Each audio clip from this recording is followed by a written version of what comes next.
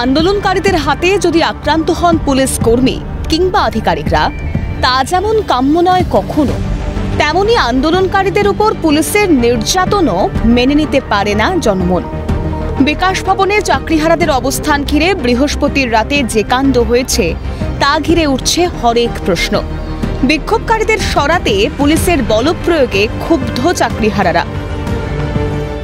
আতঙ্কের মধ্যে কেটেছে। আমরা ভাবতে পারিনি যে 7 বছর চাকরি করার পরে এই পুলিশের হাতে মার খেয়ে রাতের বেলা এই বৃষ্টির মধ্যে রাত কাটাতে হবে। নির্মম। আমরা আশা হতো আমাদের অন্যায়টা কি, আমরা যোগ্য, এটাই আমাদের অন্যায়। পুলিশের দাবি, পুলিশ প্রথম থেকেই সংযত ছিল, পুলিশকে পদক্ষেপ করতে বাধ্য হতে হয়েছিল সেদিন। তারপরও সংযতই ছিল টিল 8:30। 2.5 ঘন্টা অফিসার শেষ হওয়ার পরে তারপরে পুলিশ বাধ্য হয়ে যেটুকু অ্যাকশন করা হয়। Whole police action was only done to ensure যারা বাড়িতে, যারা গার্মেন্টের ফেসে আছেন, যারা সারাদিন ধরে কাজ করেছেন, যাদের বাড়ি ফিরতে হবে ট্রেনে বাসে করে, তাদের কোনো মতে বার করে দেওয়ার, that was the whole purpose at all. তবু প্রশ্নের মুখে পুলিশের ভূমিকা। সরব চাকরিহারারা। শুধু বিকাশ ভবনের বৃহস্পতিবারের রাতই না, বিভিন্ন ঘটনায় পুলিশই থাকছে অভিযোগের কাঠগড়ায়। বিকাশ ভবনে চাকরিহারাদের জমায়েতে কিংবা কিছুদিন আগে কসবায় ডিআই অফিসের সামনে চাকরিহারাদের বিক্ষোভে পুলিশ রাজের যে ভয়ানক ছবি দেখা গিয়েছে তা এক কথায় নিন্দনীয়। বঞ্চনার শিকার হওয়া অপমানিত যোগ্য চাকরিহারা শিক্ষক, শিক্ষিকা, শিক্ষাকর্মীরা আজ সামাজিক লাঞ্ছনার মুখে। ওরা স্কুলে গেলেও সহকর্মী, ছাত্রছাত্রী, অভিভাবকদের চোখে ওরা অযোগ্য বলেই সন্দিগ্ধ। বাঁচা মরার লড়াইয়ে দিশেহারা চাকরিহারাদের ফের নতুন করে যোগ্যতা মানের পরীক্ষায় বসতে বলা ওদের চোখে পরিহাস।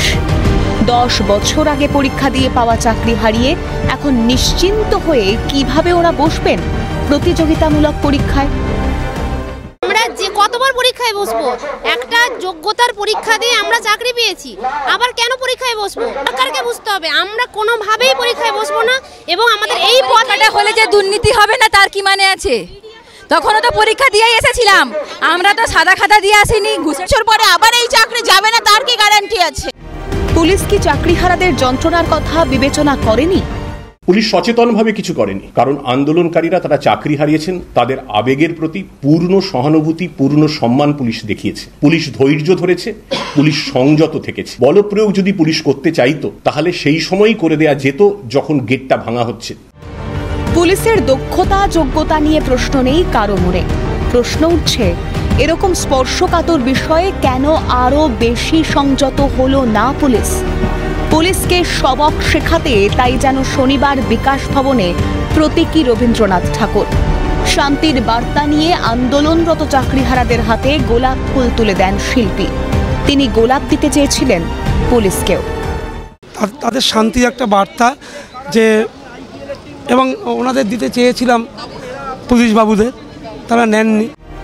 উল্টো দিকে থাকা মানুষগুলোর লড়াই যখন বাঁচা মরার, লড়াই যখন অধিকার রক্ষার, তখন অনেক অনেক সংযত হতে হবে পুলিশকে। আইনের রক্ষকদের যেন সেই বার্তাই দিচ্ছে বিকাশ ভবনের সামনে চলা চাকরিহারাদের আন্দোলন। ক্যালকাটা নিউজ।